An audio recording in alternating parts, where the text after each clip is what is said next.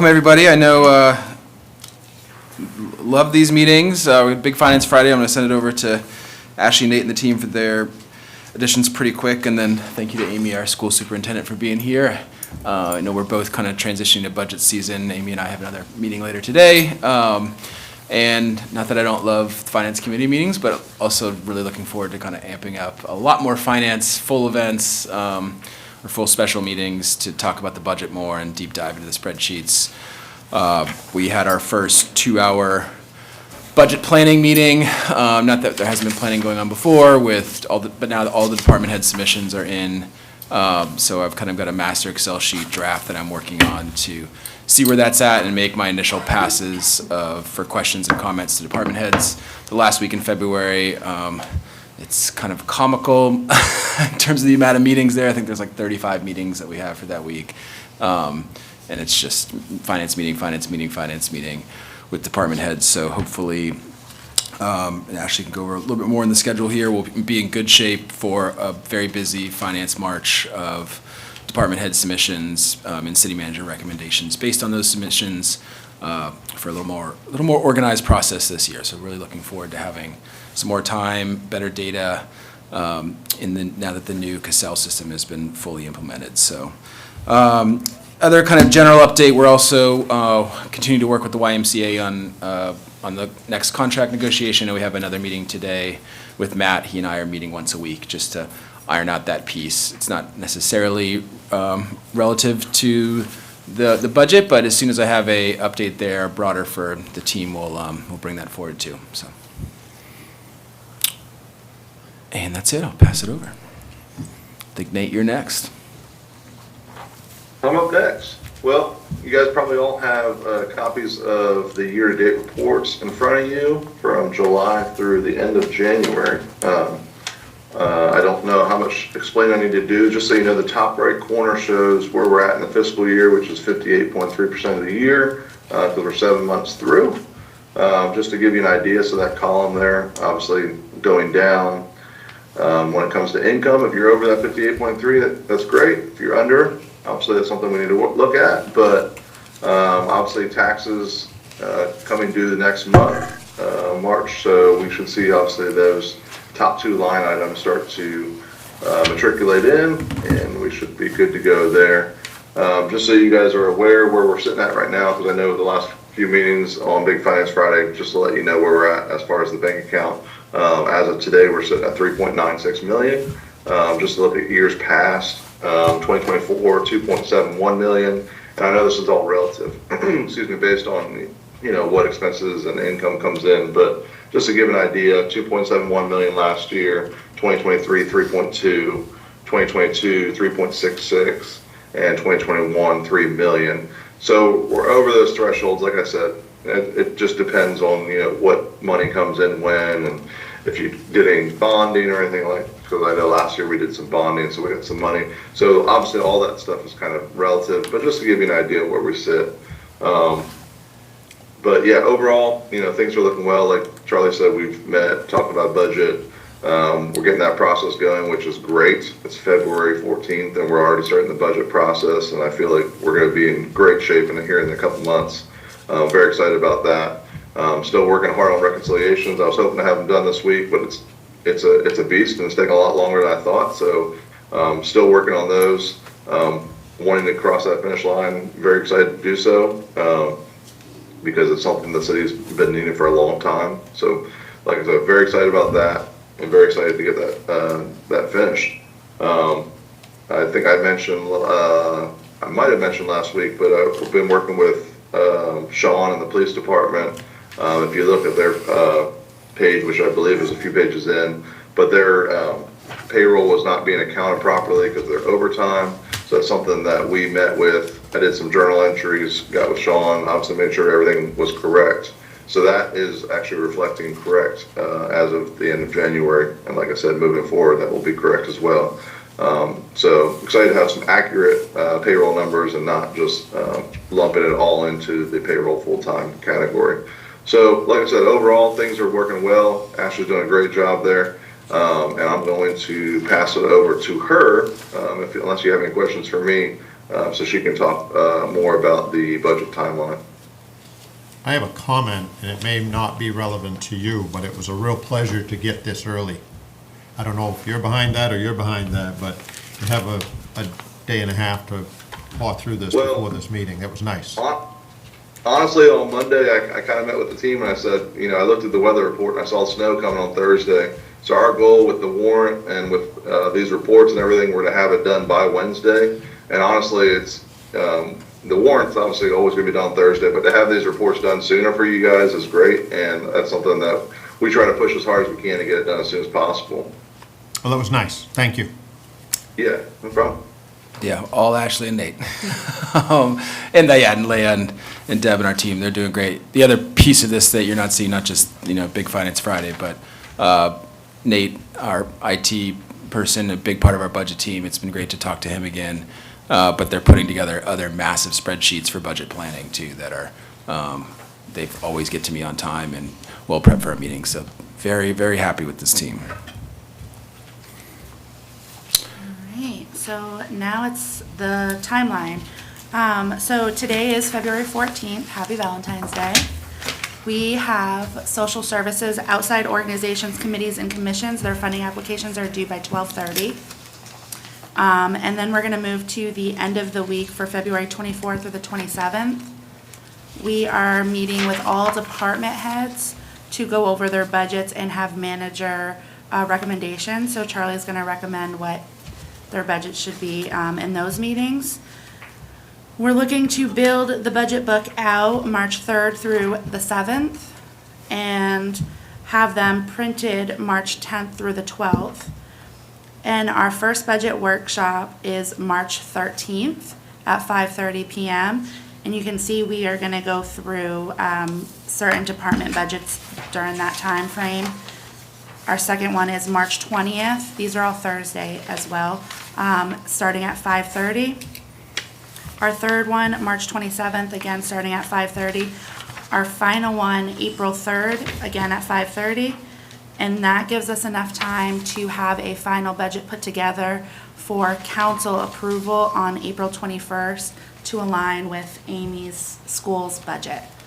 And they're planning to bring that to council for approval as well on April 21st.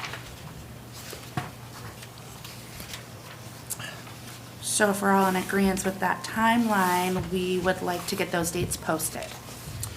I love the timeline, but is all the councilors going to be able to be here at 5:30 as opposed to 6? Where did that come from? It was just a thought we had on getting a little more time so that we're not here too late. I can put an email out to everybody asking, and Yeah. then on Tuesday, if they can let me know by Tuesday, I'm not against it. Okay. I'm just questioning. if everybody can attend. Well, yeah, I don't want to make it so early that people can't be here. And I'm not against the 5:30, but all the council meetings are 6, and all of the workshops have been 6 prior to that. And when I see 5:30, I'm like, I'm fine with it as long as everybody can attend and don't fight to get here by 5:30. Yeah, I'm not quite sure if I'm fine with it anymore, Steve. It was my direction that let's go to 5:30, so I disagree with myself now. But to your point, everything else is at 6. We do have a counselor that works in Bangor, so getting back here by 5:30 might be a little tight. I'm asking, not. I can It's put great an with me, email but- out to everybody, asking them if 5:30 works. If it doesn't, we can move it back to 6. And then that way too, I can give the timeline to Ebony, because we have to have it in the paper, and it has to be posted.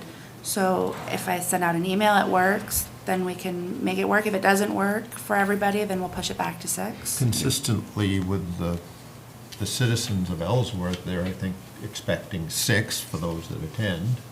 But I'm not opposed to it, I don't want half a crew. Yeah, so maybe we'll have kind of a veto power I'm- from counselors. If somebody says, hey, I can't make it, let's do 6. We'll keep it at 6.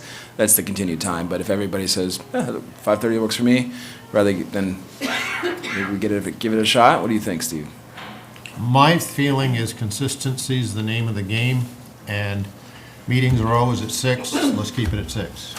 I'm kind of just maybe we can avoid that email, Ashley. Let's just keep it at 6. Keep it at and- 6? Okay, so I'll you're all right change with that. that, and we'll do a 6 PM start time. I always say that too, because we're getting to a little more of it's so hard to arrange all those schedules, and just more, here's the time, you can zoom in if you can't make it, but to your point, Steve, it's been 6 for the community and the public and all these for years now. Let's keep it there. Thank you. I'll change that then. Other, last piece on this as well, I know Nate's working hard on the reconciliation. I'm kind of targeting, there's obviously the budget and the planning for next year, but now that we're close to reconciled, and we're, it's going to give us the opportunity after this, not just to say like, okay, here's what our budget is for next year, but for the first time in 3 or 4 years to do encumbering as well. That we have a reconciled balance. This is potentially what's undesignated or not. It's going to be determined on the final reconciliation. I think there will be some in that category. I know there's also, relative to TIF, and Jeremy's been doing awesome.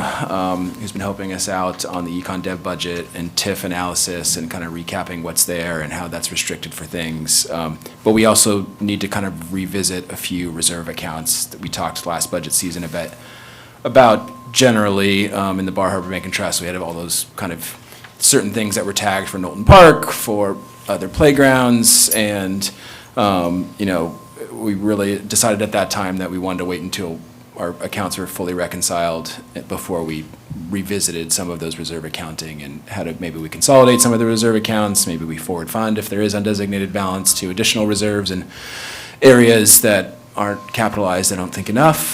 So that'll also be, I think, more of a, okay, we're generally agreed in the budget, but also let's get a little more macro on the city's current undesignated fund balance, reserve funding, our debt service, where we're going to be at over the next, is kind of more of a zoom out conversation as well.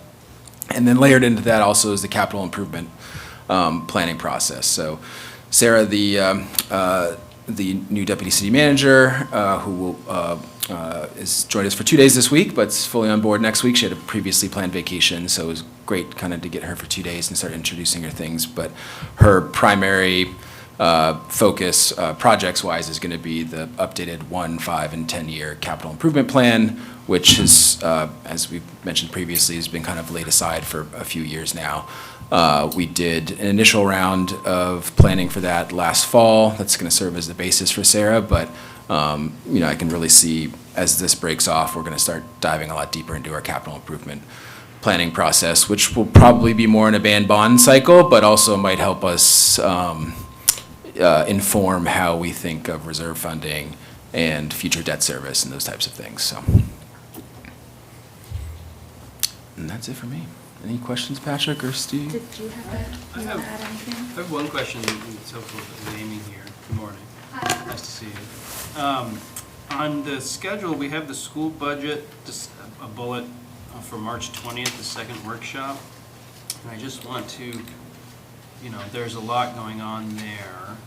And then we're going to, be talking with, so can we just talk a little bit more about how the school budget works into, our review of it, and it just seems like that second meeting, that would be, I want to make sure we give it, the appropriate review and Yeah, time to discuss it. I'm guessing Patrick's concern, and Charlie and I are meeting at noon today. Amy, could you go to the microphone? Yes, Sorry. sorry. Typically, when we've done our first presentation of the budget, we have had our own workshop. And so seeing this today, I think that's something that we didn't really get a chance to talk about when Ashley and I corresponded over email. I am a little worried that if we're going with 7 other departments, that will be hard to get in. And I don't know, I'm certainly happy to come the next several Fridays and layer it with Finance Committee. But in terms of the full council having an understanding of the school budget and the complexities of it, I agree. I think that's going to be complicated. If I'm just doing a quick summary on the 20th, that's fine. But I do wonder if we shouldn't have another time for the school as a standalone, which is typically what we've done in the past. Yeah, and to that point, I think, looking at the schedule, not that I want to add more meetings for us, Yeah. but I think the school budget does deserve. Okay. Yeah, we were just trying to keep the workshops limited, but Yeah. if we could add a separate day. I think we might want to add, we have the 3rd is our final budget workshop, and then and then the 21st would be, final budget book. Maybe there is there's time in between there. Maybe we make the 3rd, or basically add one more Thursday, Charlie, and. You could do that, or should we double up on the week, like do a Tuesday, Thursday, 1 week? Yeah, that's fine too. I think whatever we think makes, but I think we may want to add one more meeting. I think the school Does budget. like Tuesday work for you? Yeah, as long as it's not already scheduled school board Yeah. and school workshop, I can look at the dates and Okay. propose easily something. Yeah, I'd like to, yeah, and we can finalize the date. I think pulling out the school entirely and just Yeah. but making it a second day up. The thing I'm trying to, because of the election timeframes, and I want to have enough time for council to be, okay, school's half the budget, so that deserves its own day for sure. But also having enough time where the council can say, hey, are we okay directionally with this mill, with this potential increase? Or if you guys come back to us and say, Charlie, you got to find another 5% here. And that's, I'm hoping I'm going to get it to a good number. Or you might say, hey, we actually think there's some new things, investments in Knowlton Park, or this that we really feel like, should be considered. And giving us enough time to make those adjustments before we hit this deadline of having to have the school's budget to pass. I wouldn't want to jeopardize that, so. Yeah, I think, again, compared to last year's experience, if we have 1 week with 2 meetings, That's nothing. that's okay. Last year, we had Tuesday, Thursdays for every quite some week, yeah. time So I there. think finding But we, the week that works. yeah, I think, Looking at the calendar, Tuesday, April 1st could be a potential date. No, you're not because fooling with us, are you? I know, right? And then April 8th is actually when the school board would be voting on the budget to keep with the timeline. So if we came to city council the 1st and got an indication of how you are with the budget, if worse came to worse, we could come March 25th, but that is a scheduled school board workshop date. So we would replace the workshop date with a budget presentation. Could we do a Wednesday or even maybe a Friday? I don't know, is there a restriction on doing finance committee and just making it a workshop? Morning workshop. Morning, yeah, my only concern with the April 1st and then you're passing on April 8th is just There's not that enough time time. for council to make recommendations based on the total. We can replace the board workshop with March 25th. I think our school board would be fine with that. They already have that date in their calendar, and I know they want to participate in the council presentation. So maybe Tuesday, March 25th could be the target. so, in the past, hasn't the school board voted on the budget before it came before the council? Yes, so what Okay. will happen is we typically present to the council in its entirety, take your feedback, make adjustments, then we would vote April 8th. So whether I come to you March 25th or April 1st, in terms of the school board voting on the budget, that meets their timelines. And then we come to you for your approval of the budget at your April council meeting, which would be the second time I present the budget to the full council. Which would be the April 21st. Correct. But I'm a little questioning, I thought I saw in here that the final book was coming on the 21st. We want to bring the city's budget to council on the 21st with the school's budget. So you Okay. can have both budgets to look at together But, and make your decision. right, but if you're getting the final book on the 21st, and we're gonna pass it on the 21st, Am I missing something here, or shouldn't we No, have a so- little browse time? Well, so March 3rd through 7th, or the March 10th through 12th, print and assemble the 11 budget books. So the idea is almost, no, March. If you go back to March 10th to the 12th. Sorry, in the timeline here, so that's when we print and assemble the 11 budget books. Hope to have, it won't be final by that time, but that's when we're going to have your initial, here's where we're at. We go through the presentations for the city side of things, the school But I'm as well. reading this, it says, present the final budget On the last book page. on the 21st. So you're telling me we are gonna get the book long before the 21st when we have to vote on it? Correct. So 'Cause the way that's- I that- understand it is, we'll get the initial book draft, that week of March 10th through 12th. Then we'll work through the book on all the Right. workshops. Right. And then by the 3rd, we'll have our final budget workshop, and then I would imagine at that point, we could update the budget book, and it would be provided to council and the public before the 21st, but the 21st is when we'll actually take it up. Correct, and there's kind of That's a, not what it says, so that's why I'm questioning that. So as long as we're gonna have the budget book and the public is gonna have access to it before the 21st, because this says present the final budget book. Okay, so yeah, you'll have it well before the 21st. And the public will Yeah. also be known about Yeah, it will be that. uploaded, everything will be. yeah, and there's kind Yeah. of two parts to this. One is we're fast tracking the city side by a month, but the only thing that really becomes final is at that time. I mean, we could have 10 more meetings after that time frame to adjust the city side. However, the school side, that's like the one department of Ellsworth City that once it's really that has to be the final budget for them because it goes into a approval process, a referendum. We can still make changes, but at least directionally this time around on the city hall side of things, you guys will know as you're considering the school budget. So you'll have both sides of the equation before the school budget. Whereas last year, the school had to do their process and it was hard to say, hey, is this an okay budget because we didn't have the city side of things accounted for? So you can still make changes on the city hall side to this whole budget process. We should maybe clarify the final budget book aspect. Well, I understand where you're coming from. I just want to be clear that there's no reason the municipal side can't match the school side. The school's always been way ahead, and the municipal side's always complained that, we don't want to take the whole thing. So we're supposed to all be together, and as long as, the way I read this, present final book, maybe I'm reading too much into that. As long as we're gonna have time, and the public is gonna have time, because we're planning to vote and pass this budget on the 21st, correct? Potentially. I really feel, I think we could, that's what I'd like to get towards. So my thing is this, as long as we have information and the public has information prior to the 21st. Oh, yeah. I don't want a book handed to me and then decide to vote on it. No, it That's my won't be, point. because the final meeting is April 3rd. Okay.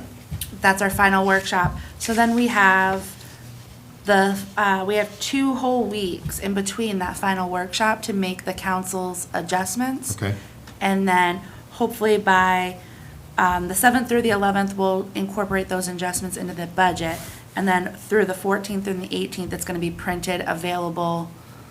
So we just want to make sure we have time. It's not going to take a whole week to print the I books just like anyways, to, but. because in the years past that I have been here, there's been handouts the night of, and it's helter-skelter. And so if we just could have a couple of days. It's a new day, Steve. I understand, We'll have a break for I you. understand, you're way ahead of the curve, but I don't want to repeat that, and I want to make sure the municipal side is with the school. That is not unreasonable. What if we have a date, in here, maybe the 14th, where the budget book would be available, the final budget book would be available electronically, and then, so it's posted on the website, and, all counselors have access to it electronically? Yep. And then that week, you're printing it, and then we have a printed copy. Yep. Sounds like the 17th or 18th, so then we have that over the weekend to review, and then Is that too tight, the 14th? I don't think so. I think, It would be awesome, because that's what I'm after, is public to know, us to know. It shouldn't be, because if you look April 3rd, we're reviewing like the social services and parks and recs and outside organizations, like those requests. That's gonna be an easy input.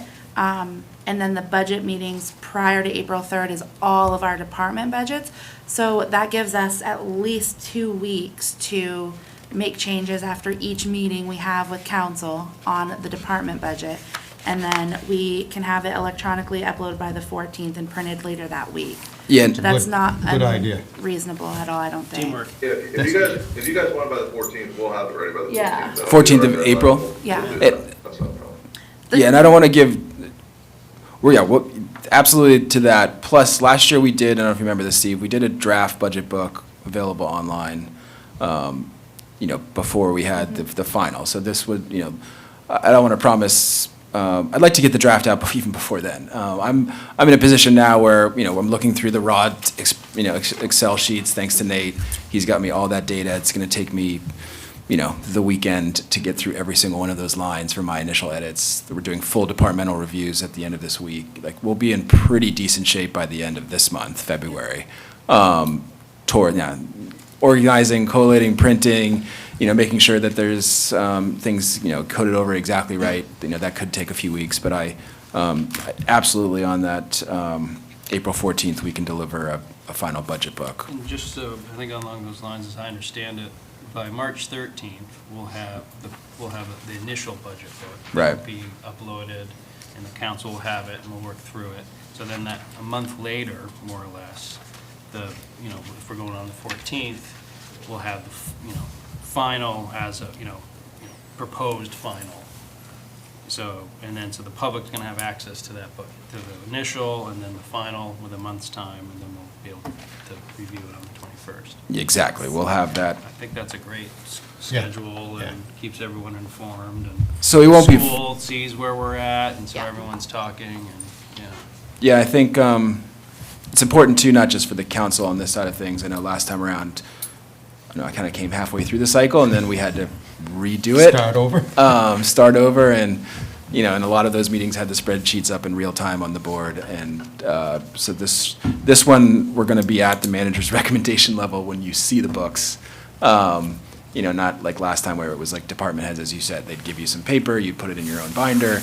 This one, at that city manager's level, we're going to have the initial book. It won't be final, and then we're going to go through every single line with a fine-tooth comb with this council, and then the citizens as well. We have some great citizens with some excellent budgeting expertise, both former counselors and others. And I found last cycle, having the budget book online and having citizens being able to say, hey, what about this? It was good clarifying for me too, because it's their document, and it's also like our largest policy document for the next few months, or for next year.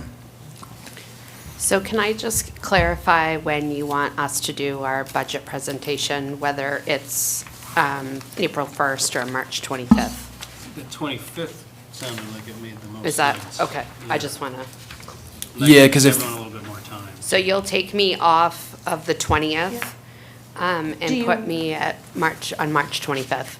And we're okay with that, so Yeah. I'll tell Ebony today that? Yes, Okay, 100%. perfect. All right. Yeah, and I'll notify school board today. And And they'll like I allow said, them they'll to be participate. fine with that. They have that date in their calendar anyway, so that'll work out good. Perfect. And we're fine with all the other dates, meeting with departments Yeah, and, okay. start, yeah, as soon as you can. It's gonna be long nights, but We're used to it. I try to schedule them where it's gonna be like smaller departments the most, and then tried staggering it the best I could. No, I Yeah, it's think- a lot. Yeah. It is. But no, it's clear a lot of thought has gone into this, and we're just fine tuning it now, and Yeah. again, compared to last year, we're light years ahead, and, Yeah. we're used to long budget meetings, and we'll get through them. Great. Yeah, we have 5 scheduled? I mean, that's like. That's nothing, it's a warm-up. They might be long. Yeah, that's fine. They're- Whatever, we signed up to work, Yep. Yeah. so that's. We've got coffee and, Yeah. we'll stretch every now and then. Yeah, and I think, I think it was great last year to, but that kind of spirited discussion of things, it was, I don't know, it was a great introduction to this council on just how diligent and helpful we can be with the staff and setting our priorities, so, and hopefully we'll have better data to really make this more of a policy discussion too than just cleaning up data, so. Yeah. That sounds Awesome. Yeah, thanks for all the hard work, everyone. Appreciate it. School board included.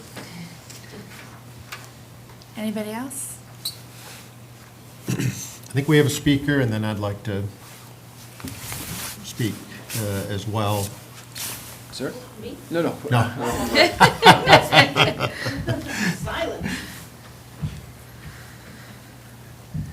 Good morning. First off, I'd like to say Mike and his crew have been doing an awesome job on the roads, kicking butt, long hours, doing it. Could you identify your name, please? Oh, sorry, Jared, resident, Union River. One thing I'd like to talk about real quick is ordinance chapter 11, section 104. It states, "No person shall beg in any street or public place in the city of Ellsworth." And I was just curious, Charlie, what's your kind of take on that? How that was written? Yeah, I'd have to look into it, but if we have an ordinance in that category, and if somebody reported it in, I'd talk to the police and look into that specific situation. It'd have to be situational in where it is, but I don't know, Patrick, you are also an attorney here, if there's any constitutional issues with that, but I think. Yeah, I'm not aware of that ordinance, and I'd want to know, when it was enacted, and, yeah, I think we want to make sure that. It was enacted in 1975, Yeah, It's so been on the a books. lot of. but there hasn't been any amendments to it. Yeah, so so it's still on the books. I guess the question to Charlie is, there's been, 50 years of case law on, whether or not a city has the authority to prohibit someone from doing that. I suspect they do, but again, if we're going to enforce a law that we have on the books that we haven't in a long time, so it's our due diligence is required to make sure that we're, the city's not affronting any state or federal laws, but, Yeah. and then, again, if that's the case, then we have it on the books, and, are you discussing, I've seen a gentleman on Main Street recently in a wheelchair with a sign, and he appears to be, seeking, people to give him money. Is that what you're referring to? So, the hot corner by Home Depot, where there's people walking up and down all day, doesn't look the best if we're trying to jazz up the city and people coming through, see people panhandling nonstop. But yes, to answer your question, yesterday I had a gentleman in a wheelchair by a snowbank in the middle of a parking lot with loaders, skid steers, and salt trucks going. I called the authorities to ask him to be moved along, and I asked the gentleman to move. He decides to move right into the right-of-way between two oncoming lanes. When dispatch gets on the phone, they're like, well, we have to talk to the officer. The officer then gets on the phone with me and is like, well, if I'd rather have him do it there than in the road or in the street, because he could get hit. Well, as a private business owner, if he's doing it in the property and he gets hit, that comes back onto us. And I go on, there's other ordinances about asking when people to move along, no soliciting and this and that. So, this has been on the books for quite a while. It hasn't really, well, probably like the last 4 years, the situation has really exploded. In the summertime, you'll have them on the corner by Darling's and Dunkin' Donuts. I mean, they're all over town.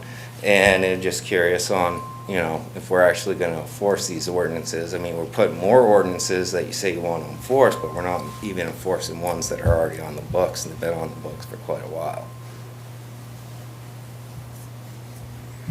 Yeah, and feel free to email me directly too. I know if obviously happy to work with our police officers, who also, in addition to enforcing the laws in Ellsworth, have some expertise on some of those constitutional issues too. They've had to on a few of these areas. I'm sure if I had Chief Beers here now, he'd be able to offer additional comment on that, but happy to email it to me, and obviously to call the police department if you believe anything illegal is going on in Ellsworth, for them to handle too. Could, sounds like you've already had the encounter with the police. Oh, it's on, I mean, in the summertime, it's like once or twice a week. We're So- calling them and having people removed and moved along. And this is And all, they, and I'm sorry. I was this saying- is all about money. They're trying to collect money from people. So in an effort not to let this just fall off the radar, is this something that there could be a little research on, and could you put it on the April agenda for discussion with the council? That would give everybody a little time to work that through and not let this drop. At least bring it before the council. Just to your question, in the summer, when you call the police, and they do come? And Oh, they'll come and they'll move them along, but what they'll do is they'll just step off of our property and they go onto the sidewalk. But if you read the ordinance, it states no public place. So it's like, yeah, it fixes my problem, but it's not actually fixing the problem for the, it just kicks the can down the road. And if there's something that states it, and, a counselor in the past believed that this shouldn't be going on in town, Again, could you do that? Absolutely. So that this doesn't fall. That gives us 2 months to do a little research, and I know it's budget season. It's probably pushing it to ask for March, but if we could look at April to have a discussion with the full council, and by that time you could have talked to other people and made some suggestions, solutions, what have you. I just don't want it to drop. Too many things get dropped. so Is that agreeable to you? it works for me. Yeah. Sure. Awesome. Well, thank you. Anybody else? Sue? No. Come on. Silent partner today. I have something I'd like to share with this committee. I don't have a concrete timeline, but since 2021, I have seen one piece of property get sold, and this would be the third time I brought this up. The karst property was sold first it was acquired by tax lien, and it first went out to, I want to call it a sealed bid. The council rejected the sealed bids, and then it went to public auction. And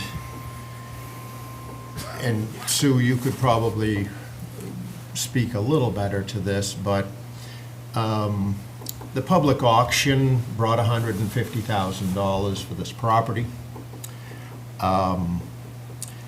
And the taxes, when it was acquired, I'm gonna use round numbers, was around $9,000. Fair? The taxes, they weren't. Right, I understand, I'm getting to Yeah. that, but the taxes was around 9,000, and through the mechanisms of law, apparently you're allowed to add 10% to the value to that equation, as well as legal and collection costs, and I believe that when that got done, we were somewhere under 20 grand, 19,000 was due the city. I can't remember exactly. Somewhere in, I'm using rough numbers, please understand. Sure. And again, this is the third round of this, but, so of the 150,000, the auctioneer got 10%. So the city got 135,000 bucks. The family owed 20.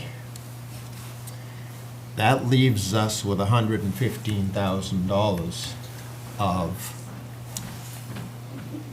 equity that, in my view, belongs to that family.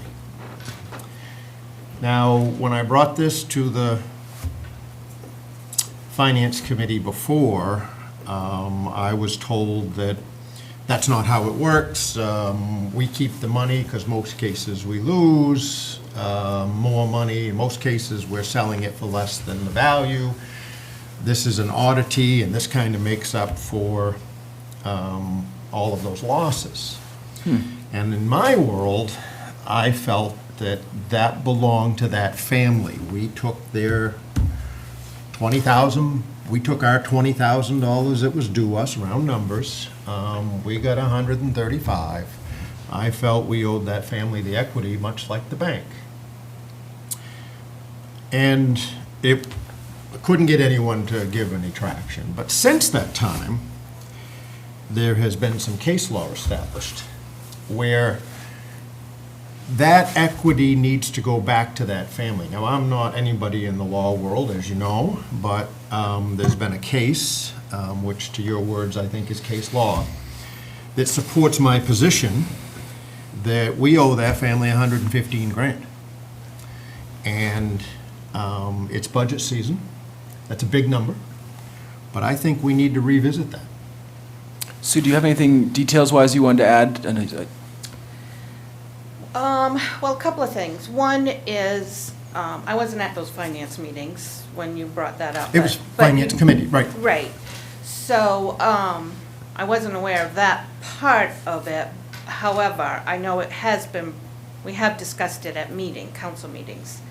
And, At council meetings? yeah, it was brought up a time or two.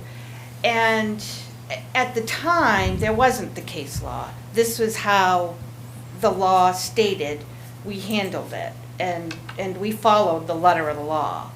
And the gentleman who originally owned it initially, before it was sold, just wanted to walk away. He had no interest, he had bad memories, he just wanted to walk away from everything. So and I'm not really sure where he is right now, and it was after all of that process that this case law came into play, which I heard about it and I know about it. But I'm not sure if it applies to anything that happened prior, or, Maybe Patrick I can can- speak to that, yeah. So 2 years ago, the U.S. Supreme Court decided a case that basically made it that, to the point that you're making, Steve, that, municipalities and the state can't profit off of tax foreclosure. that's it right there. And the way that, so the state of Maine, numerous states had laws like that, like the state of Maine's, where previously, tax foreclosure, the city takes over, it gets to keep the proceeds. Now, the law says, no, any proceeds go to the previous owner. The municipalities are allowed to back out any costs they incur, and then, but the net proceeds apply. The way that, that case didn't provide a lot of clarity in some of these nuanced questions, but one of them is whether or not, the municipality is, what about previous instances? The case isn't retroactive, but, so in that sense, it doesn't apply to anything that happened prior to the case being determined. However, if the city foreclosed on property and had it in its possession prior to the case, and then the case came out, any property that the city had possession of, moving forward, when it goes to sell it, it does need to return the profit. And the city owned it before that case law. The city owned it before the case law, and it depends if the city sold it before that case No, came out. afterwards. The city sold it after it That's, came out. that's my recollection, but I would want to, Yeah, the can- dates, I'd can have I- to double check, because it was all right around the same time. And maybe I can jump in here, Steve, and this might clarify. Happy to go further in details, but one of, we just finished a SMART goal process with all of our management staff. Our city assessor has one of his SMART goals is in Q1 to get an accounting of all city-owned properties, and that have been acquired through tax liens, et cetera, some that are owned outright. And we're going to and based on that, once we have like the data, we're going to put together a plan for how we, because I want as many of those, in my moral and legal now world, I want to get them back in the tax rolls. I don't want the city doing anything, and also, like, they should be sold, and all the profits, should go back to the homeowner. That's sure, we have to be the administrative authority of that piece, and there will be an administrative side of it, which goes to say, Steve, unless you want action like in the next 2 weeks, I'd love to, I can maybe even make that for the April or maybe the March or the May meeting to discuss. I'm for that, as long as we can get it on the agenda, because a lot has changed since then. And I had said at the time when I got poo-pooed that there's a right way to handle things, and there's a wrong way to handle things. And I'm guessing that if we're not legally bound to give it back to the people, then perhaps we need to morally think about somebody that has lost their property and it's their only possession, and we're keeping $115,000 of equity. It's bothered me since I've been here, and it's just something that I think we need to address, and we need to draw a line in the sand. Maybe their legality, you don't have to give them their money back. And if that's what the council comes up with, and legally you don't have to, I'm in disagreement with that. However, at some point, we need, as a city, to establish what we're going to do going forward, because that is not fair. That's a big number, and I realize that when it's the other way around, if we sold it for 20 and they owed the city 115, there's a legal mechanism to go after that, but you're never going to collect it. Yep. Correct? And so if that legal mechanism is there for us to try and collect that, for crying out loud, as the city of Ellsworth, we don't need to be stealing people's equity. And if the council doesn't agree with that in your May meeting, then so be it. But at least let's put this on the books as an education, and let's not be stealing anybody else's equity going forward. Well, I take offense to you saying we're stealing, because that's not what we're doing. Just the term. Well, we're that's not fine. stealing I this didn't money. mean to offend you, but it's in my view, you have views and I have views. And my view has been since the beginning that if a bank foreclosed on a property and there was 20 grand due and they got 135 net, 20 grand with all your fees, the balance goes back to the people. And we can call it It's not whatever stealing. you'd like to call it. Yeah. But I take I offense view to it that. as theft. Yeah. That's my view. Now, No. I'm not saying my view's right, but. I you don't can't- like, I'm sorry, Steve, I don't mean to interrupt, but by saying things like that in a public forum, other people who are watching this are gonna agree with you and accuse us, and it's gonna go all over Facebook, all over all social media, and we are not stealing. I am not stealing. Didn't say you I were. am doing my job. I am following the law. At that point, this is how it was. This is what we did. That's what we did, but was it the law? It was the law. It was the law. Yeah. It was the So moving law. forward, I can clarify. So, Yeah. yeah, it wasn't theft or stealing. That's a Right. legal term. It was the city was following the law at the time, which said the city kept that money. The law has changed. Moving forward, any foreclosures that are sold, the city provides the money back. That's the law. Has that happened? We haven't sold anything since. There you go. The Yes. only one that I remember since I've been here is that property. Is that just that Right. one? Is that- Yeah, and to clarify here, the language on stealing, I think that's the piece, especially, I know a lot of city staff, I'm not- I know from your perspective, Steve, it's kind of, you're not accusing our tax collector I'm not. of stealing, and in some ways, your comment is directed to maybe previous councils that have, It's the third time I've brought it up, and this is the most conversation I've got. So maybe the word stealing is making the conversation, I don't know. But call it anything you'd like. It's not But stealing. we have somebody's equity that feels unfair to me. Yeah, and I think that's, like, separate these two pieces. It's, you know. And it's we- probably, I we- don't mean to interrupt, but I'd like to.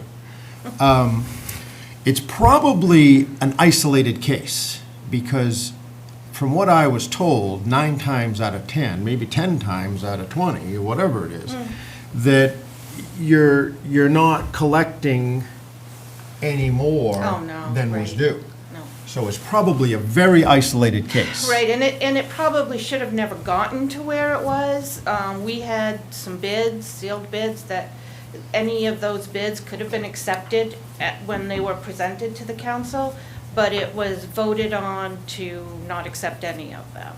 So, then from that point on, what do we do now? The sealed bid didn't work, so we went to the auction point, and that's how we got to where we are today. So- Yeah, Either way, how you sell it, I don't care. I'm just saying that there's an isolated case, probably in the last 10 years, there's only one of those cases that we have somebody's equity. Maybe we have it legally, that's fine. But let's revisit that, is my point. I don't think it was fair what happened to that poor family. Yeah, no, I'll put that on the, for May. We can, Yep. I think that's a reasonable timeframe that we can have the accounting of city-owned properties, kind of where we're at, a rough outline of a plan for council input on what do you want to do with these properties. You know, some of them were bought for previous purposes of, you know, I think for a public safety building, there was a piece of land that was bought 15-something years ago, you know, that we have a public or a police station that's in a new place. I don't think the fire department is interested as of yet to be there. What do we want to do with that? Do we want to sell it outright? Those ones I think are a little more straightforward and get it back on the tax rolls. Does the city want to use it for other purposes? And then the other ones, there's a separate bucket, which is, okay, these are city or city tax acquired properties that are held within lien. We will also want to get these back on the tax rolls, but, you know, legally and I'd say morally, we want to get these sold, whether it's through auction or other means, and then all the proceeds minus what it costs us. Because to Sue's point, like, this is an incredible workload. We've talked to her sadly, there are a fair amount of people that fall into this category where they can't pay their taxes, and it's not like our police. We have some things that are very customer service that we can help with. There's some things that are very tough customer service-wise, which is, you know, when the police, for somebody to arrest somebody, we try to be as nice as possible. We have a great police department, and when we collect taxes, these are not easy activities that our staff have to engage in, but they are legally required, and they fund city services. So we want to do so in an organized, right way. And then there's, you know, there might be other ones where we decide that, how do we handle those that are in a different category? I know there's a separate bucket too on, do we go to the acquiring and selling? So we'll gather them all together. We'll bring the Karst property back into the conversation at that I think the time. Karst property, if I may elaborate a little bit further, and I believe all the note, and it's on a council meeting, Yeah. because I was pretty upset about the whole process, and it was during COVID when there was, I remember questioning you about it, because registered mail that you would have to sign for was signed for by the postmaster because they wouldn't deliver registered mail in person, and there was all these questions about this case. And I'm like, so we don't really know what's going on here, and I think someone was trying to buy it, that's what motivated us to sell it, and it was just a complete disaster, and again, it's unique, because it was the only one, probably during COVID, or. Right. And we didn't have the man's signature where he had received the documents, because the postmaster had signed it and Right. sent it back, and it's a mess. That's correct, but I had also spoken to him, to Mr. Karst, on more than one occasion, and to other relatives, before we got to the point we were at that council meeting. And Mr. Karst informed us, he just wanted to walk away. He knew he had taxes due. He knew we would be coming after, sending him things. He chose not to get those letters because he just, I believe it was his dad, had passed away, and he just wanted to go away. He didn't want to deal with anything anymore. So we did our due diligence and. Not disputing that. What I'm Did what we disputing is his could. equity. Yeah, and we'll revisit, and I believe. It's a unique situation, is. and it bears a second look. Yeah, and we'll bring it back. I think the council probably can disperse funds, And even it's though in budget it's not legal. season, so it's something we We ought to could talk consider the proceeds from sales of other properties to do that, but that's also a significant amount of money. But so we'll Sends review the it. wrong message. Yeah, we'll review it and provide options. Happy to look into that. But also, once we have the actual data and our legal pieces. So he's together, gonna be so- in April, and that will be in May. Council meeting, correct? Yes. Okay, thank you. Thanks, hey, Great. Anything else, Steve? I'm good. Okay. Thank you, Sue. Excellent stuff. Yep. Great. We can adjourn then. All right.